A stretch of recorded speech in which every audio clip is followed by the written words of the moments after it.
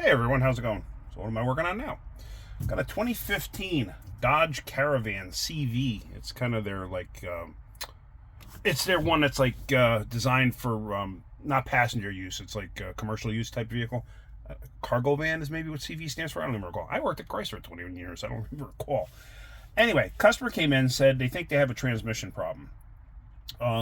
So I got my scanner hooked up. I want to do the key cycle thing because they said it does have a code in it. So let's see what we got. All right, so it's got 142,000 on it. So you take your key. If you have a push start, you can't do this. So anyway, off, on, off, on, off, on.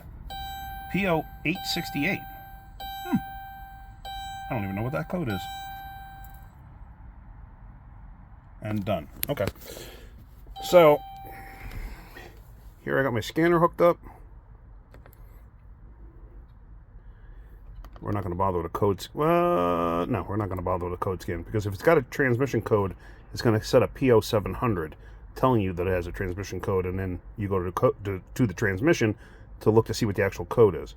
So codes menu, codes. Oh, line pressure low. Okay. And fault immediately after shift, P1790. Okay, so those are tranny codes. That's right. This one has the PCM and the TCM should be integral, if I'm not mistaken, in this design. Let's go back, because it shouldn't have anything different in the transmission. Codes. Yeah.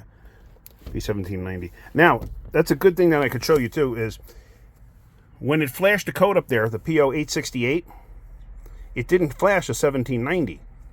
And if you use just a regular handheld code reader, one of those inexpensive ones, you're only going to get the PO 868. You're never going to get the other code. So it depends. Some of the better ones you can, but you'll never see that normally with a regular generic code reader. So let's find out what's going on here. I did start it briefly, and I thought something sounded a bit funky. So let's start it up, and let's see what we got. I got the window down. Ooh, it's rough. You can't feel that, but I could feel it through the floor. Like this thing's got a grounded out motor mount. But also, did you hear that noise? I'm gonna shut it down. Listen again. Did you hear that? Like as it was cranking? That could be a chewed up tooth on the not flywheel, flex plate. It could be a chewed up tooth on there. Okay, it could be a cracked flex plate too. That's also a possibility. But this does have internal transmission codes. Let's go for a quick ride up the street. Because he said he believes he has a transmission problem. Oh. Okay. Hold on a second here. I'm telling you right now, it's definitely got problems. All right. Here, watch the truck next to him. Something locked up. All right, technical glitch there. I don't know what that was all about. I'm gonna put this thing in reverse. Okay, it's in reverse. And all I did was let go of the pedal. I'm not hitting the gas. This thing should not move that fast.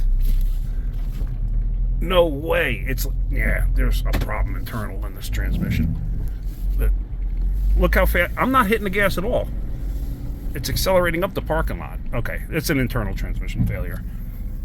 What's happening is the lockup in the converter is staying applied. Shoot, I haven't touched the gas and I'm going 10 miles an hour in reverse. This thing should barely want to creep. So, yeah. Yeah, it's okay. He even said, that's right, one other thing the customer said was coming up to a traffic light that sometimes it felt like it would stall out or just about stall out when he hit a traffic light. Now, if you've ever driven a stick shift car and you forgot to hit the clutch coming up to a traffic light, the car stalls. When you have a lockup converter going bad, it'll do the same thing. It'll push the car to a stop. Let's just open up the hood real quick and let's just take a look. Let me get one of my test dipsticks because this is a dipstick-less transmission. Let me get one. Let me get under the hood first, and I'll show you what we're going to do. All right, so under the hood here, I don't know if you can see the motor. You see that thing shaking? It's shaking pretty good. But down here, there's a cap. And they put it in such a convenient spot with the wiring harness directly above it. And that's all it is. And in that tube there, you have to put a test dipstick. What I do is I always hold on to dipsticks whenever I have like a junkyard motor or something like that. I keep the old dipstick because they come in handy. And let me show you. Let me go grab it and I'll show you what I'm talking about. Okay, so here is a dipstick that I actually tacked on another dipstick, which is a, oops, where is it? Chrysler disposable dipstick. A disposable dipstick. They won't give you a dipstick, but they'll give you a disposable one. And it has the measurements at the bottom. But you can figure this stuff out by just looking at the charts. But I don't care about level, because this isn't a level situation. I'm just curious if the fluid's messed up. So, and the reason I did this and made this stick so long is for different vehicles. That fluid actually don't look bad.